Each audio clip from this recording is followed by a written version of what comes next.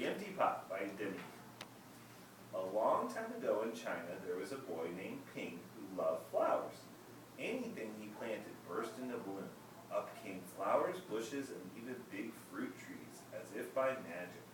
Everyone in the kingdom loved flowers too. They planted them everywhere, and the air smelled like perfume. The emperor loved birds and animals, but flowers most of all, and he tended his own garden every day. But the emperor was very old. He needed to choose a successor to the throne. Who would be his successor? And how would the emperor choose? Because the emperor loved flowers so much, he decided to let the flowers choose. The next day, a proclamation was issued. All the children in the land were to come to the palace. There, they would be given special flower seeds by the emperor. Whoever can show me their best in a year's time, he said, will succeed me to the throne.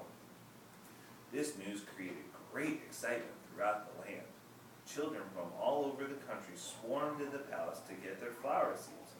All the parents wanted their children to be chosen emperor, and all the children hoped they would be chosen too.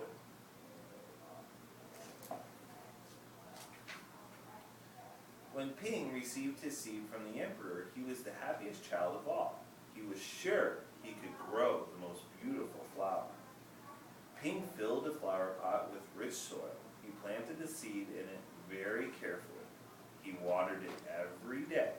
He couldn't wait to see it sprout, grow, and blossom into a beautiful flower. Day after day passed, but nothing grew in his pot. Ping was very worried. He put new soil into a bigger pot. Then he transferred the seed into the rich black soil.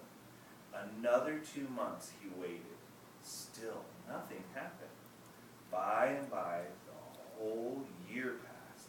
Spring came, and all the children put on their best clothes to greet the emperor. They rushed to the palace with their beautiful flowers, eagerly hoping to be chosen.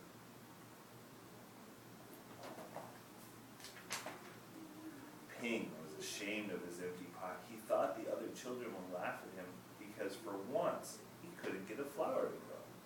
His clever friend ran by, holding a great big plant.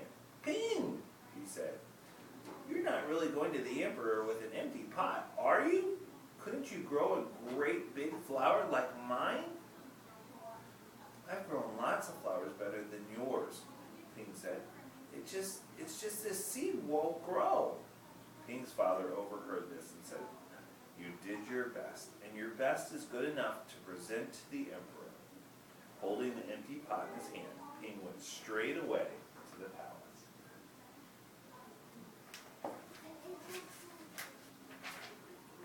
The emperor was looking at the flowers slowly, one by one. How beautiful all the flowers were. But the emperor was frowning and did not say a word. Finally, he came to Ping.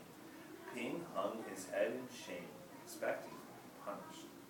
The emperor asked him, why did you bring an empty pot? Ping started to cry and replied, I planted the seeds you gave me and I watered them every day, but it didn't sprout. I put it in a pot with better soil, but still it didn't sprout. I tend to it all year long, but nothing grew, so today I have to bring an empty pot without a flower. It was the best I could do.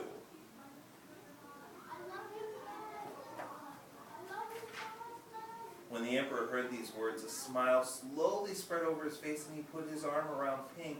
Then he exclaimed to one and all, I have found him! I have found him! I have found the person who is worthy to be the next emperor. Where you got your seeds from, I do not know, children, for the seeds I gave you had all been cooked, so it was impossible for any of them to grow.